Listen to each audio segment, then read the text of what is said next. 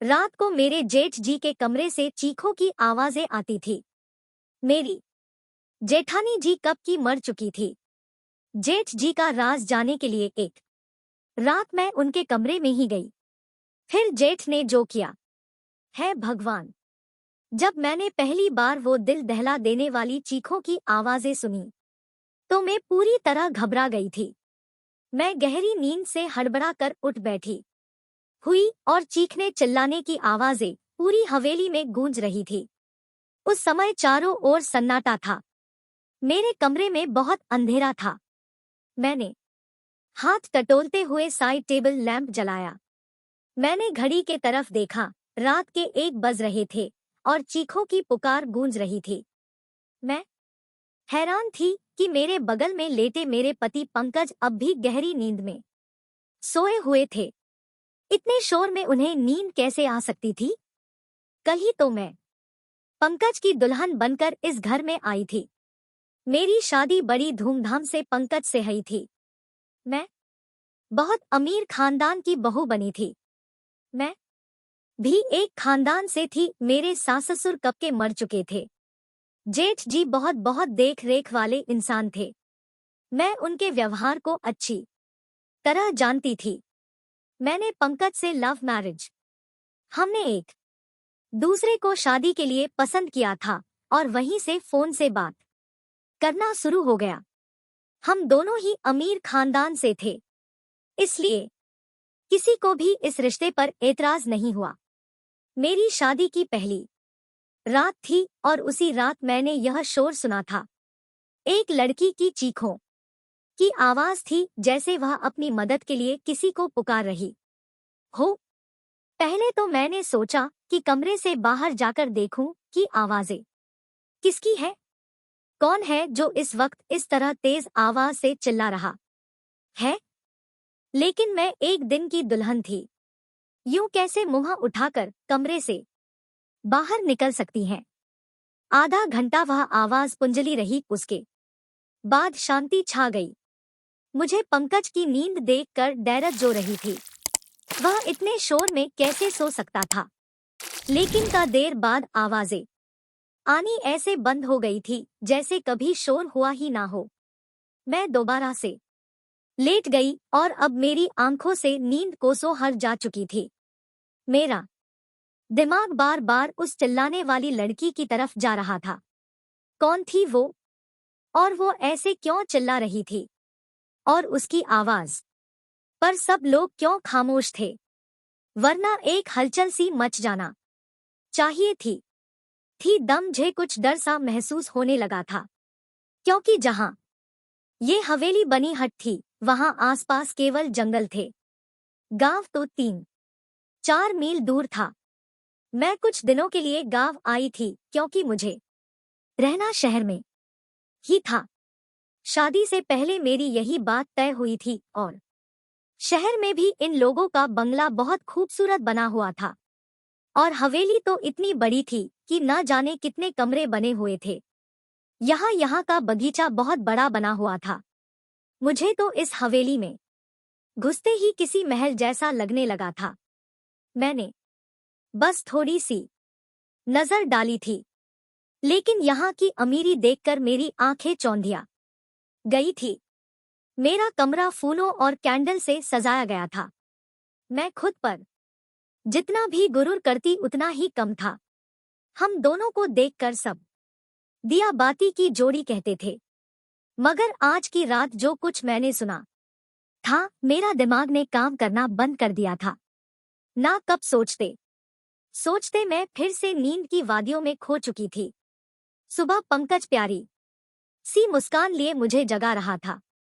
कहने लगा, उठ जाइए मैडम जी, ये दिल्ली नहीं है जो आराम से चादर तानकर सोई रहोगी। मैंने धीरे धीरे आंखें खोली तो वो उठ चुका था। पंकज बिस्तर से उठ के अपने निकाल रहा था। मुझसे कहने लगा कि तुम्हारा सामान पड़ा ड्रेसिंग रूम में है, वही पहनना है। वह मुझसे कहकर वॉशरूम में चला गया। मैं आराम से उठकर बैठ गई। पहले तो मुझे ऐसा लगा कि रात वाली बात शायद मेरा कोई वहम था। मैं वही बात सोचते सोचते ड्रेसिंग रूम चली गई, जो मेरे ही कमरे में बना हुआ था। इतना भारी भरकम जोड़ा देखकर मेरी आंखें फटी रह गई। मैंने फ्रेश होने के बाद बहुत ही मुश्किल से उस कपड़े को पहना था। पंकज कमरे से जा चुका था तो कुछ लड़कियां मुझसे पूछकर मेरे कमरे में आई और मुझे जेवरात पहनने लगी, तैयार करने लगी। जब मैं आज सज धज कर बाहर गई तो मेरे जेठ जी सामने कुर्सी पर बैठे थे। उन्होंने मुझे देखा और मुस्कुराने लगे। फिर मेरे पास आए और मुझ पर कई हजार के नोटों की बारिश करके मेरा स्वागत किए। फिर मेरे पास आए और मुझ पर कई हजार के नोटों की बारिश करके मेरा स्वागत किए। फिर मुझे बाहर ले गए जहां गांव की औरतें मुझे देखने के लिए मेरा इंतजार कर रही थी। गर्मी और है में न जाने कब से वह मेरी एक झलक देखने के लिए बैठी हुई थी। मेरे जेठ जी कहने लगे, ये हमारे घर की नई मालकिन है, पंकज की बीवी। सभी औरत ही मुझे नमस्ते करने लगी। मैं थोड़ी देर से ज्यादा वहां रुक नहीं पाई थी। तेज धूप ने मेरी हालत खराब कर दी थी। जल्दी जल्दी मैं अंदर गई और अपने कमरे में एसी ऑन करके बैठ गई। पूरा दिन लगातार लोगों का आना जाना लगा रहा। पंकज से मेरी मुलाकात बस रात को हुई थी, वरना वह पूरा दिन मर्दों के साथ ही रहे थे। गांव की कुछ और ही रस्मों रिवाज होते हैं। पति पत्नी आपस में कम वक्त और दूसरों के साथ ज्यादा वक्त गुजारते हैं। यही मेरे साथ भी हुआ था। रात तक मैं थकान से चूर हो चुकी थी, इसलिए लेटते ही मुझे नींद आ गई और पंकज मुझे कहने लगा कि गांव के माहौल से तुम परेशान हो गई हो। वो मुझे प्यार से देखे, फिर मैंने आंखें खोली और थोड़ा सा मुस्कुरा दी। ने कहा, पंकज बस जल्दी से दिल्ली वापस जाने का सोचो। मुझे ऐसे माहौल की आदत नहीं है। मेरी बात पर ना जाने क्यों पंकज की मुस्कुराहट गायब हो गई थी। फिर वह बेड पर टेक लगाकर बैठ गया। कहने लगा, अभी तो मुमकिन मकिन नहीं है, लेकिन मैं कोशिश करूंगा। मैंने नींद में होते हुए भी पूरा आंखें खोलकर उसे घूरने लगी। पंकज, मैं गांव में 2 दिन से ज्यादा नहीं रह सकती, यह तुम अच्छी तरह जानते हो। मुझे घुटन होती है यहाँ के पहनावे से, रहन सहन से। अजीब घुटन सा माहौल है यहाँ का, मैं नहीं रह सकती। मेरी बात सुनकर वह किसी गहरी सोच में चला गया। उसने सिगरेट निकाली और लाइटर से जलाकर पीने लगा। मैं नींद में चूर थी, इसलिए सो गई। रात को फिर से मेरी आंख उसी शोर से खुली थी। वहीं एक लड़की की चीखों पुकार अपने बचाव के लिए मदद मांगती हुई। मैं तुरंत उठ बैठी और पंकज को भी जगा दिया। वो मुझे नींद में देखने लगा। मैंने कहा, पंकज, किसी की चिल्लाने की आवाजें आ रही है। मेरी बात पर पंकज ने नजरें चुराई। कहने लगा, कैसी आवाजें? मुझे यहाँ कोई आवाज नहीं आ रही। मैं उसकी यह बात सुनकर हैरान रह गई थी। ये कैसे मुमकिन था? तुझे तो लड़की की चिल्लाने की आवाजें आ रही थी, लेकिन पंकज को नहीं आ रही है। मैंने हैरत से पंकज की तरफ देखा। मैंने कहा कि ये लड़की की आवाजें तुम्हें सुनाई नहीं दे रही है? वो कहने लगा, नहीं, मुझे कोई भी आवाज सुनाई नहीं दे रही है। मुझे नींद आ रही है, मुझे परेशान मत करो। ये कहकर वह फिर से सो चुका था और मेरा डर के मारे बुरा हाल था। क्या यह आवाजें सिर्फ मुझे ही सुनाई दे रही थी? इसका मतलब कोई भूत प्रेत? ये सोच के तो मैं कांपने लगी थी। डर के वजह से मैं पंकज से चिपक के लेट गई। मेरा दिल जोर जोर से धड़क रहा था। अब तो मुझे इस हवेली में दिन भी नहीं रुकना था। मुझे तो भूतों से बहुत डर लगता था। अगले सुबह ही मैंने पंकज से शहर जाने की करना शुरू कर दी। मैंने कहा, मुझे वापस दिल्ली जाना है। मुझे डर महसूस हो रहा है। मुझे 2 दिन से यहाँ चिल्लाने की आवाज सुनाई दे रही है, जैसे कोई लड़की मदद के लिए पुकार रही हो। मैं यहाँ नहीं रह सकती। डर के वजह से ऐसा लग रहा था जैसे मैं अभी रो दूंगी। और पंकज मुझे ध्यान से देख रहा था। वो बार बार नजरें चुरा रहा था। वी मुझसे कहने लगा, बरसों से इस हवेली में ऐसे ही साए हैं। किसी को ही ऐसी आवाज सुनाई देती है जैसे तुम्हें दे रही है, लेकिन उन साए ने कभी भी हमें नुकसान नहीं पहुंचाया। वरना क्या मेरी भाभियां यहाँ रह सकती थी? मुझे पंकज की किसी भी बात से चैन नहीं मिल रहा था। मुझे बस दिल्ली जाने का इंतजार था। सुबह नाश्ते के वक्त मेरे जेठ जी ने पंकज से पूछा था कि तुम दिल्ली वापस कब जा रहे हो। यह सुनकर पंकज का चाय का कप हाथ में ही रह गया था। लेकिन मैं दिल ही दिल में खुश थी कि किसी को तो हमें गांव से दिल्ली भेजने का ख्याल आया। पंकज ने कहा, भाई जो आपका आदेश। पंकज ने बहुत ही सुकिल से यह बात कही थी। वह अपने बड़े भाई से बहुत डरता था। जी कहने लगे, आज शाम तक तुम दिल्ली जाने की तैयारी करो, वहां के काम देखो जाकर। मैं तो खुशी के मारे फुले नहीं समा रही थी। मैंने जल्दी से चाय खत्म की और कुर्सी पीछे खिसका कर खड़ी हो गई। तो मेरे से जेठ जी कहने लगे, बह आज तुमने नाश्ता ठीक से क्यों नहीं किया? मैंने कहा, मुझे अपनी और पंकज की पैकिंग भी करनी है। शाम तक जाना है तो टाइम लग जाएगा। मेरी बात सुनकर जेठ जी पंकज को घूरने लगे और कहने लगे, तुमने बहू को यह नहीं बताया कि अब वह यही रहेगी। यह बात मेरे दिल पर लगी थी और मैं आश्चर्य से पंकज की तरफ देख रही थी। वो कहने लगा, मैं भूल गया था भाई। मेरे जेठ जी फिर मुझसे कहने लगे, बेटा तुम अब हमारी इज्जत हो और हमारी घर की औरतें हवेली से बाहर कदम नहीं रखती। तुम यही रहोगी, दिल्ली सिर्फ पंकज जाएगा। यह सुनकर तो मैं दंग रह गई थी कि पंकज ने पहले ये नहीं बताया था। उसने यही कहा था कि कुछ वक्त मुझे गांव में रहन पड़ेगा, फिर वो मुझे अपने साथ दिल्ली ले जाएगा। मैं गुस्से के वजह से उठकर कमरे में चली गई। मुझे झूठ बोला गया था। कुछ देर बाद ही पंकज कमरे में आया। मैं रोने लगी। मैंने कहा, मुझे इस भूत बंगला में नहीं रहना। तुमने मुझसे कहा था हम दिल्ली में रहेंगे। तुम अपने भाई से जाके बता दो। मेरी बात सुनकर वो मेरे पास आकर बैठकर बहुत ही प्यार से बोला, मैं तुम्हें अभी दिल्ली नहीं ले जा सकता। बस तुम कुछ महीने यहाँ रह लो, वैसे ही रहो जैसे यहाँ की औरतें रहती है। फिर मैं तुम्हें दिल्ली के जाऊंगा। मैंने कहा, मैं तुम्हारे बिना यहाँ नहीं रहूंगी। रात के वक्त वो चीखों की आवाज मेरी जान निकाल देंगी। मुझे बहुत डर लगता है। वो मुझसे कहने लगा, तुम उन चीखों पे ध्यान मत दो। वो जो भी है तुम्हें कुछ नहीं करेगी, ये मैं तुमसे वादा कर सकता हूँ। तुम बस कमरा लॉक रखना और रात को बिल्कुल भी बाहर मत निकलना। पंकज की बातों ने तो मुझे बहुत ज्यादा डर दिया था। मैंने कहा, मैं अकेली रात को इस कमरे में नहीं सो सकती। पंकज कुछ देर सोचता रहा, फिर कहने लगा कि ठीक है, मैं भाई से कहकर एक नौकरानी का इंतजाम कर दूंगा।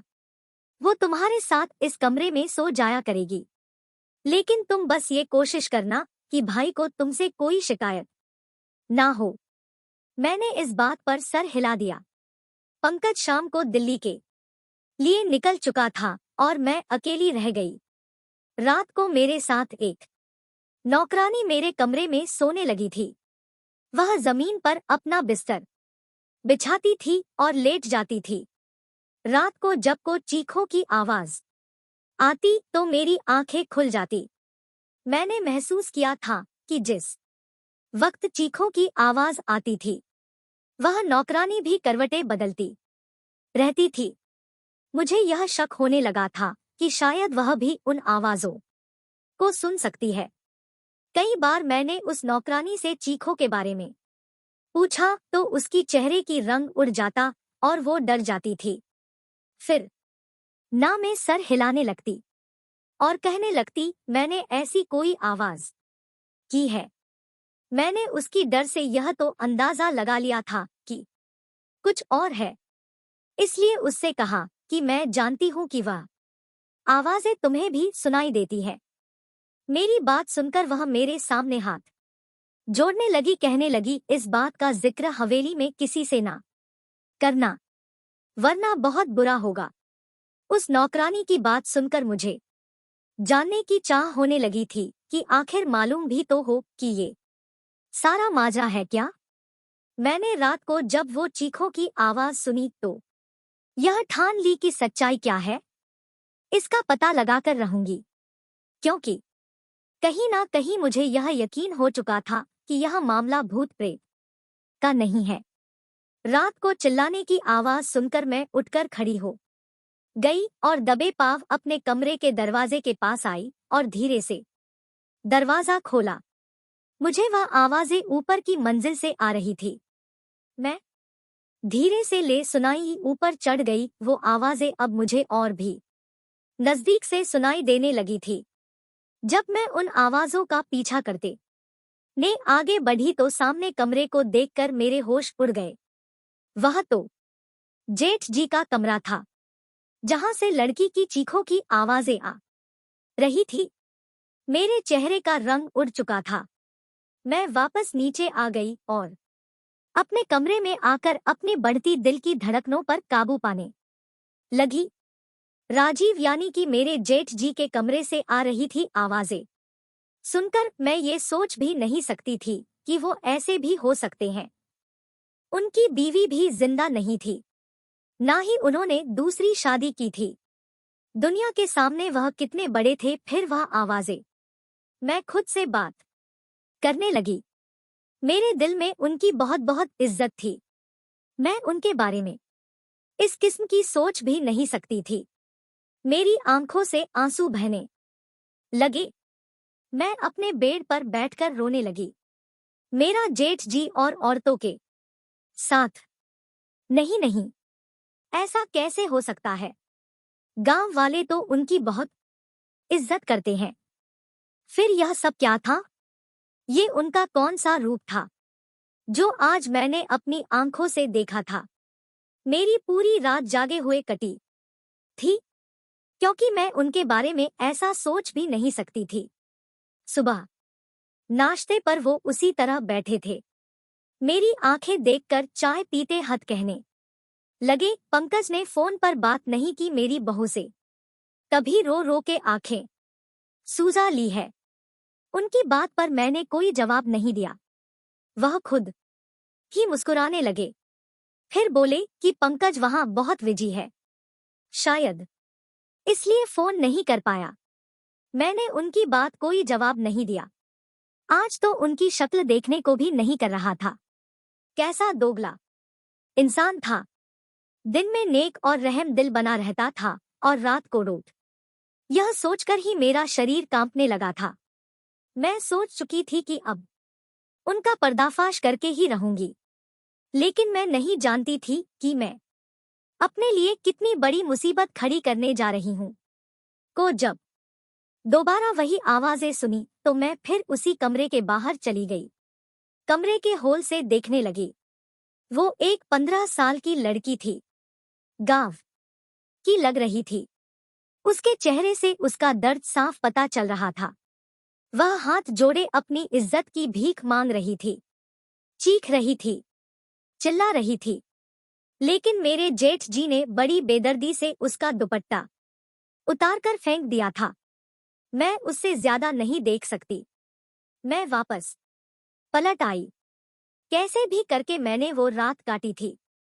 सुबह होते ही मैंने पंकज को फोन किया। मैंने कहा, बन मुझसे इतना बड़ा झूठ बोला। तुमने कहा हवेली में आत्माएं हैं, जबकि ऐसा कुछ नहीं है। वो चीखे गांव की मासूम लड़कियों की है जो तुम्हारे पिता जैसे भाई हवस का निशाना बनती है। मेरे मुंह में जो जो आ रहा था मैंने सब पंकज से कह दिया।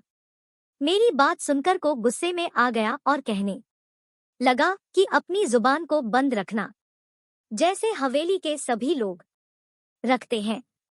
तो राजीव की ताकत का अंदाजा नहीं है, जान से मार डालेंगे वो तुम्हें। मैं पंकज की बात सुनकर जितना हैरान हुई उतना इतना कम था। मतलब वो अपने भाई के बारे में यह सब जानता था और वो भी मिला हुआ था इस सब में। मैंने फोन बंद कर दिया। बुराई होता देख मैं कैसे चुप रह सकती थी। मुझे बस एक सबूत चाहिए था, क्योंकि यहाँ ऐसा कोई नहीं था जो राजीव के खिलाफ एक लफ्ज भी बोलता। इसलिए मैंने रात होने से पहले ही बीमारी का बहाना बनाया और अपना कमरा लॉक करके अपने कमरे में बंद हो गई। मैं जानती थी कि राजीव कब ऊपर जाता है, इसलिए मैं अपनी पिछले खिड़की से बाहर निकली और पाइपलाइन के सहारे ऊपर की तरफ पहुंच गई। राजीव के कमरे की बाहर की खिड़की उस वक्त खुली हुई थी। मैं उस खिड़की के जरिए उस कमरे में पहुंच गई और उस कमरे को किसी दूल्हे की कमरे की तरह सजाया गया था। मैं उसी खिड़की के पास एक कोने में छिप गई। रात 1 बजे राजीव उस कमरे में आया और सामने सोफे पर बैठ 8 देर बाद उसका नौकर शराब की बोतल लेकर आया और टेबल पर रख दिया। मैंने अपने मोबाइल का कैमरा ऑन दिया। कुछ देर बाद एक 44 साल की मासूम सी लड़की उस कमरे में आई। वह चिल्ला रही थी, बार बार यह कह रही थी कि उसे घर वालों के पास जाना है। वह नौकर उस लड़की को कमरे के अंदर धकेलकर कमरा बंद करके चले गए। राजीव एकदम आराम से सोफे पर बैठा उस लड़की की बेपसी का तमाशा देख रहा था, जो बहुत ज्यादा रो रही थी, दरवाजा पीट रही थी अपने बचाव के लिए मदद मांग रही थी, जिसकी चीखों पुकार हवेली की बेजान दीवारों में गूंज रही थी। वहां के लोग इस जुल्म पर बिल्कुल खामोश थे। वो लड़की जब दरवाजा बजाकर थक गई तो राजीव के पास आकर हाथ जोड़ने लगी, कहने लगी, राजीव साहब मुझे छोड़ दो, मुझे जाने दो। मैं तुम्हारी बेटी की उम्र की हूँ, मुझ पर तरस खाओ। उसकी बात सुनकर मेरा जेठ गुस्से से उठा और उसकी बाल पकड़ कर कहर भरी नजरों से देखते हुए बोला, किसी नीच जात की लड़की, तेरी इतनी हिम्मत कि तू मेरे सामने जुबान चलाए। तुझे मैं बताता हूँ कि मेरे सामने जुबान चलाने वालों का मैं क्या अंजाम करता हूँ। यह कहकर उसने उस लड़की को बड़ी जोर से जमीन पर पटका था। फिर उसके गर्दन पर अपने पैर से मारने लगा। वह लड़की दर्द से बिलबिला उठी थी और मैं ये सब नहीं देख पा रही थी। न जाने कैसे मैंने खुद को काबू में किए वहां खड़ी ये सब देख रही थी। फिर उस आदमी ने उस लड़की को पकड़कर बिस्तर पर पटका और अपना सिगरेट जलाकर जैसे ही उसने लड़की के चेहरे पे लगाया, उस लड़की की चीख के साथ मेरी भी चीख निकल गई। राजीव तुरंत ही वहां से पीछे हटा। मेरी चीख वो समझ गया था कि कमरे में उस लड़की के अलावा भी कोई है। इससे पहले कि वो मुख ढूंढता मैं उसी खिड़की से बाहर निकल गई, लेकिन शायद वो मुझे देख चुका था। मैं कोई प्रोफेशनल जासूस तो थी नहीं, एक आम सी लड़की थी। मैं जिस रास्ते से आई थी उसी रास्ते से नीचे उतर गई, लेकिन अपने कमरे के बजाय हवेली के पीछे चली गई। मैं वहीं जाकर छुप गई। मुझे पूरे हवेली में एक हलचल सी महसूस हुई थी। बहुत से कदमों की आवाज सुनाई दी। मैं एक घने झाड़ी में छप गई।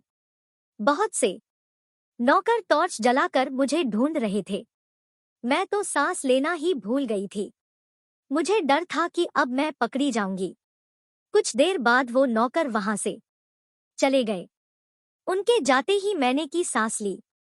मैंने एक ऐसे पेड़ पर चढ़ने लगी जो इस हवेली के दीवार से चिपका हुआ था। उस पेड़ पर चढ़कर मैंने दीवार के दूसरी तरफ देखा तो वो एक घना जंगल था। मैं वहां कूद गई थी। मैं नहीं जानती थी कि मैं उस जंगल को पार करने के बाद कहाँ पहुंचूंगी, लेकिन मैं लगातार भाग रही थी। सुबह तक मैं भागती रही। जैसे ही हल्की हल्की रोशनी हुई, मैं सड़क पर पहुंच चुकी थी। उसी वक्त एक बस दिल्ली जाने के लिए वहां से गुजर रही थी। मैं उस बस में बैठ गई। पूरी रास्ते भर मैंने अपना चेहरा छुपाए दुपट्टे से रखा था। दिल्ली पहुंचते ही मैंने अपने पापा के दोस्त, जो कि आईपीएस अफसर थे, उन्हें वो वीडियो दिखा दी। मेरी वजह से उस गांव में इस घिनौने खेल का किस्सा खत्म हुआ था और राजीव के साथ साथ पंकज भी पकड़ा गया था। वो लोग गांव की कम उम्र लड़कियों के साथ गलत करके उसे दूसरे देश में भेजते थे और कुछ को मार देते थे, और मेरे पति दिल्ली में वही काम करते थे, इसलिए मुझे अपने साथ लेकर नहीं गए थे। मैंने अब पंकज से तलाक ले लिया थी, क्योंकि मैं ऐसे शख्स के साथ जिंदगी नहीं गुजार सकती थी। मुझे खुशी थी कि मेरी वजह से बहुत सी लड़कियां बच गई थी। धन्यवाद।